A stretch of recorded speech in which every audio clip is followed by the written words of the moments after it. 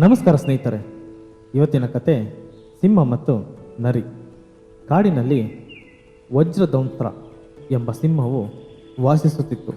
ಆ ಸಿಂಹಕ್ಕೆ ಇಬ್ಬರು ಸೇವಕರು, ಒಂದು ನರಿ, ಇನ್ನೊಂದು ತೋಳ. ಒಂದು ದಿನ ಒಂಟೆಯ ಗುಂಪು ಹಾದು ಹೋಗುತ್ತಿತ್ತು.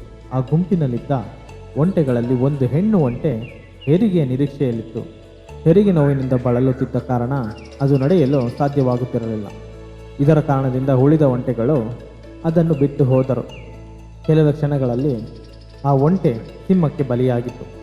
ಸಿಂಹ ಮತ್ತು ಸೇವಕರು ಮೂವರು ಒಂಟೆಯನ್ನು ತಿನ್ನುತ್ತಿದ್ದಾಗ ಅವರು ಒಂಟೆಯ ಗರ್ಭವನ್ನು ಕತ್ತರಿಸಿದರು. ಅದರಿಂದ ಮುದ್ದಾದ ಮರಿ ಒಂಟೆ ಹೊರಬಂದಿತು. ಅವರು ಈಗಾಗಲೇ ಒಂಟೆಯಿಂದ ಉತ್ತಮ ಊಟವನ್ನು ಹೊಂದಿದ್ದರಿಂದ ಸಿಂಹವು ಒಂಟೆಯ ಮರಿ ಜೀವವನ್ನು ಉಳಿಸಲು ನಿರ್ಧರಿಸಿದ್ದರು. ಅದು ಕೇವಲ ಮಗುವಾಗಿರುವುದರಿಂದ ಮರಿ ಒಂಟೆಯನ್ನು ಮನೆಗೆ ತಂದರು. ಸಿಂಹವು ಪುಟ್ಟ ಒಂಟೆಗೆ ಹೇಳಿತು, ಇಂದಿನಿಂದ ನೀನು ನಮ್ಮೊಂದಿಗೆ ವಾಸಿಸುವೆ ಮತ್ತು ನನಗೂ ಸಹ ಭಯಪಡುವ ಅಗತ್ಯವಿಲ್ಲ. ನೀನು ನನ್ನ ರಕ್ಷಣೆಯಲ್ಲಿದ್ದೇನೆ ಎಂದು ನಾನು ಎಲ್ಲರಿಗೂ ತಿಳಿಸುತ್ತೇನೆ ಮತ್ತು ನೀನು ನಿರ್ಭಯವಾಗಿ ಅಲೆದಾಡಬಹುದು ಮತ್ತು ಕಾಡಿನ ಹಸಿರು ಹುಲ್ಲು ತಿನ್ನಬಹುದು ಎಂದಿತು. ಅಂದಿನಿಂದ ಅವರು ಸಂತೋಷದಿಂದ ಬದುಕುತ್ತಿದ್ದರು. ನಾಲ್ವರು ಒಬ್ಬರಿಗೊಬ್ಬರು ಕತೆ ಹೇಳುತ್ತಿದ್ದರು ಮತ್ತು ಒಂಟೆ ಯಾವಾಗಲೂ ಸ್ನೇಹದ ಜೊತೆ ಕಂಡುಬರುತ್ತಿತ್ತು. ಒಂದು ದಿನ ಸಿಂಹವು ಕಾಡು ಆನೆಯೊಂದಿಗೆ ಕಾದಾಟದ ನಂತರ ತೀವ್ರವಾಗಿ ಗಾಯಗೊಂಡು ಮನೆಗೆ ಮರಳಿತು. ಅದು ಹೊರಗೆ ಹೋಗಿ ಬೇಟೆಯಾಡಲು ಸಹ ಸಾಧ್ಯವಾಗಲಿಲ್ಲ. ಹಸಿವನ್ನು ಸಹಿಸಲಾಗದೆ ಅವನು ಒಂಟೆ, ನರಿ ಮತ್ತು ತೋಳವನ್ನು ತನ್ನ ಸ್ಥಿತಿಯಲ್ಲಿಯೂ ಕೊಲ್ಲಲು ಸಾಧ್ಯವಾಗುವ ಯಾವುದಾದರೂ ಸಣ್ಣ ಪ್ರಾಣಿಯನ್ನು ಹುಡುಕಲು ಕೇಳಿದನು. ಹೀಗೆ ಮೂವರಿಗೂ ಹಸಿವು ನೀಗುತ್ತಿತ್ತು. ಆದರೆ ಪ್ರಾಣಿಯನ್ನು ಹುಡುಕುವ ಪ್ರಯತ್ನದ ಬಳಿಕವೂ ಸಂಜೆ ವೇಳೆಗೆ ಮೂವರು ಬರಿಗೈಯಲ್ಲಿ ಹಿಂತಿರುಗಿದರು. ನರಿಯು ಹಸಿವಿನಿಂದ ಯೋಚಿಸಲು ಪ್ರಾರಂಭಿಸಿತು. ನಮ್ಮ ಸಂಘಜೀವಿಯಲ್ಲ ಮತ್ತು ಇದು ಅನೇಕ ದಿನಗಳವರೆಗೆ ನಮಗೆ ಆಹಾರವನ್ನು ನೀಡಬಲ್ಲದು. ಆದರೆ ಸಿಂಹವು ಅದನ್ನು ಕೊಲ್ಲಲು ಒಪ್ಪಿಸುವ ಕುತಂತ್ರವನ್ನು ನಾನು ಮಾಡಬೇಕಾಗಿದೆ, ಏಕೆಂದರೆ ಸಿಂಹವು ಅದನ್ನು ಕೊಲ್ಲುವುದಿಲ್ಲ, ಅವನಿಗೆ ಹಾನಿ ಮಾಡಬಾರದೆಂದು ಮೊದಲೇ ಎಚ್ಚರಿಸಿದೆ. ಅವನು ಆ ಮರಿ ಒಂಟೆಗೆ ಹೇಳಿದನು, ನಮ್ಮ ನಾಯಕರು ಹಸಿವಿನಿಂದ ಸಾಯುವರು, ಹಾಗೆಯೇ ನಾವು ಸಾಯುತ್ತೇವೆ. ನಾನು ಮತ್ತು ತೋಳ ಈ ಹಸಿವಿನಿಂದ ಖಂಡಿತ ಸಾಯುತ್ತೇವೆ. ಇನ್ನು ಮುಂದೆ ನಿನ್ನನ್ನು ರಕ್ಷಿಸಲು ಯಾರೂ ಇಲ್ಲ ಎಂದು ತಿಳಿದ ನಂತರ ಬೇರೆ ಪ್ರಾಣಿಗಳು ನಿನ್ನನ್ನು ಬೇಟೆಯಾಡುತ್ತವೆ. ಅದಕ್ಕೆ ನನ್ನದೊಂದು ಸಲಹೆ, ನೀನು ನಿನ್ನನ್ನು ಸಿಂಹಕ್ಕೆ ಅರ್ಪಿಸಿಕೊ.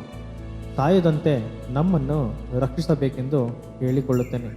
ನಿನ್ನ ತ್ಯಾಗಕ್ಕಾಗಿ ಈ ಜನ್ಮದಲ್ಲಿ ನೀನು ಹೊಂದಿರುವುದಕ್ಕಿಂತ 2 ಪಟ್ಟು ಗಾತ್ರದ ದೇಹವನ್ನು ನಿನ್ನ ಮರುಜನ್ಮದಲ್ಲಿ ಹೊಂದುವೆ ಎಂದಿತು. ಮರಿ ಒಂಟೆ ತಕ್ಷಣವೇ ಒಪ್ಪಿಕೊಂಡಿತು.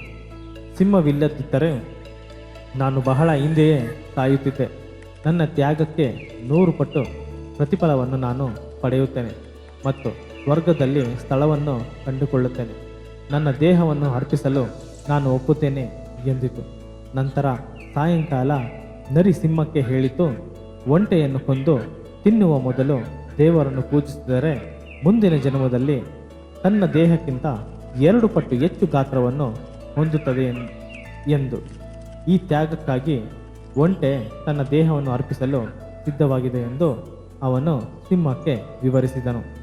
ಕುತಂತ್ರದ ನರಿಯಿಂದ ಸಿಂಹಕ್ಕೆ ಮನವರಿಕೆ ಆಯಿತು ಮತ್ತು ಸಿಂಹವು ಒಪ್ಪಿಕೊಂಡಿತು. ನರಿ ಅವನನ್ನು ಮನವೊಲಿಸಿದ ತಕ್ಷಣ ನರಿ ಆ ಮರಿ ಒಂಟೆಯ ಮೇಲೆ ಹಾರಿ ಕೊಂದು 2 ಭಾಗ ಮಾಡಿತು. ಆ ಮರಿ ಒಂಟೆ ತಕ್ಷಣವೇ ಸತ್ತು ಹೋಯಿತು. ಸಿಂಹವು ಒಂಟೆಯ ಮುಂದಿನ ಜನ್ಮಕ್ಕೆ ತಿನ್ನುವ ಮೊದಲು ಪ್ರಾರ್ಥಿಸಬೇಕು ಎಂದು ಎಲ್ಲರಿಗೂ ನೆನಪಿಸಿತು ಮತ್ತು ಅವನು ಹಿಂತಿರುವಾಗ ಶವದ ಮೇಲೆ ಕಾವಲು ಕಾಯಲು ನರಿ ಮತ್ತು ತೋಳಕ್ಕೆ ಎಚ್ಚರಿಸಿತು. ನಂತರ ಸಿಂಹವು ಸ್ನಾನಕ್ಕೆ ತೆರಳಿ ದೇವರಿಗೆ ಪೂಜೆ ಸಲ್ಲಿಸಿತು. ಸಿಂಹವು ಹೊರಟ ನಂತರ ನರಿಯು ಯೋಚಿಸಿತು, ನಾನು ಸಿಂಹವನ್ನು ಮರಳುಗೊಳಿಸಿ ಇಡೀ ಒಂಟೆಯನ್ನು ಹೇಗೆ ತಿನ್ನುವುದು ಎಂದು. ನರಿಯು ಉಪಾಯವನ್ನು ಯೋಚಿಸಿ ತೋಳವನ್ನು ಕರೆಯಿತು. ಏ ತೋಳ, ನೀನು ಹಸಿವನ್ನು ಸಹಿಸಲು ಸಾಧ್ಯವಿಲ್ಲವೆಂದು ನನಗೆ ಚೆನ್ನಾಗಿ ತಿಳಿದಿದೆ. ಒಂಟೆಯ ಮಾಂಸವನ್ನು ಒಂದೇ ಬಾಯಿಗೆ ಎಷ್ಟು ಸಾಧ್ಯವೋ ಅಷ್ಟು ತಿನ್ನು, ಮತ್ತು ನಾನು ಕಥೆಯನ್ನು ಕಟ್ಟಿ ಸಿಂಹವನ್ನು ಒಪ್ಪಿಸುತ್ತೇನೆ. ನರಿಯ ಮಾತನ್ನು ನಂಬಿದ ತೋಳ ತಕ್ಷಣ ತಿನ್ನಲಾರಂಭಿಸಿತು. ಸ್ವಲ್ಪ ಸಮಯದ ನಂತರ ತೋಳ ಎಚ್ಚರಿಸಿತು, ಇಗೋ ಸಿಂಹ ಬರುತ್ತಿದೆ, ಈಗ ತಿನ್ನುವುದನ್ನು ನಿಲ್ಲಿಸು ಎಂದು. ಸಿಂಹ ಹಿಂತಿರುಗಿದಾಗ ತೋಳ ತಿನ್ನುವುದನ್ನು ನಿಲ್ಲಿಸಿತು. ಆದರೆ ತನ್ನ ಆಹಾರದಲ್ಲಿ ಕಲುಷಿತವಾಗಿರುವುದನ್ನು ಸಿಂಹ ಗಮನಿಸಿ, ನಿಮ್ಮಿಬ್ಬರು ಕಾವಲು ಕಾಯುತ್ತಿದ್ದರೂ ನನ್ನ ಆಹಾರ ಕಲುಷಿತಗೊಂಡಿದ್ದು ಹೇಗೆ ಎಂದು ಕೋಪದಿಂದ ಗರ್ಜಿಸಿತು. ನರಿಯು ತೋಳವನ್ನು ನೋಡಿ ಮುಗುಳ್ನಕ್ಕು, ನಾನು ನಿನಗೆ ತಿನ್ನಬೇಡ ಎಂದು ಎಚ್ಚರಿಕೆ ನೀಡಿದ್ದೆ, ಆದರೆ ನೀನು ಕೇಳಲಿಲ್ಲ. ನಿನ್ನ ಹಸಿವನ್ನು ಸಹಿಸಲಾಗಲಿಲ್ಲ ಮತ್ತು ರಾಜನ ಮರಳುವಿಕೆಗೆ ಕಾಯಲಿಲ್ಲ. ನಿನಗೆ ನಾಚಿಕೆಯಾಗಬೇಕು ಎಂದಿತು. ಸಿಂಹವು ತೋಳದ ಪಂಜದ ಮೇಲೆ ರಕ್ತವನ್ನು ಗಮನಿಸಿ ಅದರ ಮೇಲೆ ದಾಳಿ ಮಾಡಿತು. ಓಡಿ ಹೋಗದಿದ್ದರೆ ಸಾಯುತ್ತೇನೆ ಎಂದು ಅರಿತ ತೋಳ ಮತ್ತೆ ಹಿಂತಿರುಗಿ ಬರಬಾರದೆಂದು ಪ್ರಾಣಕ್ಕಾಗಿ ಓಡಿತು. ಅದೇ ಕ್ಷಣದಲ್ಲಿ ಒಂದು ದೊಡ್ಡ ಗುಂಪೊಂದು ಸಮೀಪಿಸುತ್ತಿತ್ತು.